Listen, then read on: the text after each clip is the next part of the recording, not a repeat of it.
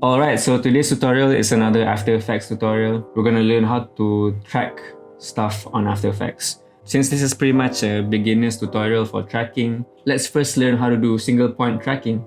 Single point tracking is what the name suggests. You are picking a single point in your video and tracking it. So to do that, all you need is a video reference as well as a null object. So I'm just gonna place my null object accordingly, alright. And then click on your video, go to your trackers tab. If you don't have it, go to your Windows tab and find tracker there. It should be somewhere near the bottom. From here on out, just under motion source, click the name of the video that you want to use. Alright, and then it's gonna bring you to another window with a track point here. But before you touch it, go ahead and make sure you press edit target and make sure null one or whatever null or layer that you wanted to use is selected, and then press OK.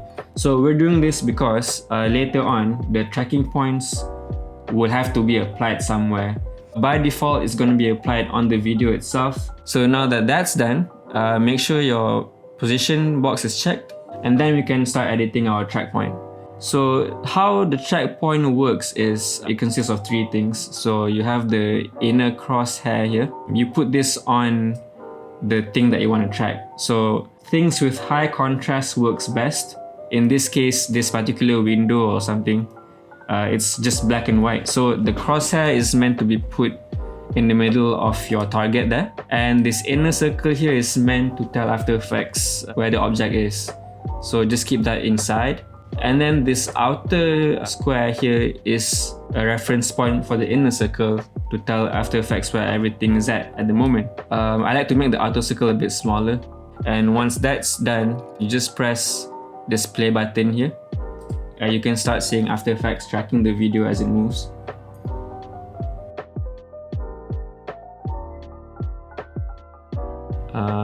Okay, I'm just gonna let it play until like 6 seconds.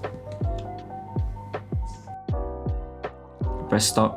Alright, so when the tracking is done, you're not exactly done yet. You need to press apply first, and then it's gonna apply all these tracking data to your null layer. Yeah, make sure your null one is selected. Press apply.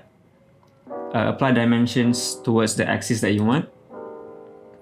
And as you can see here, both the null object and the original video layer contains the tracking data. Yeah, you might ask, so what now? Now you can actually add stuff to your video. I'm just gonna add a text layer here.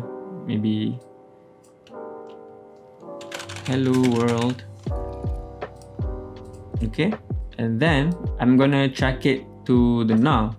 So yeah, just a parent whip there and then play the video.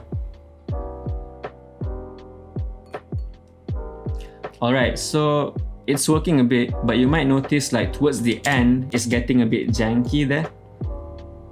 So for second 7 and beyond, we didn't track anything, so it stopped moving according to the video. As for the janky thing, it happens when your point of reference gets out of focus or After Effects fails to detect it. You can actually keep track of it in the tracking window earlier. Just go to this window on the right, and yeah, as you can see, things are appearing fine.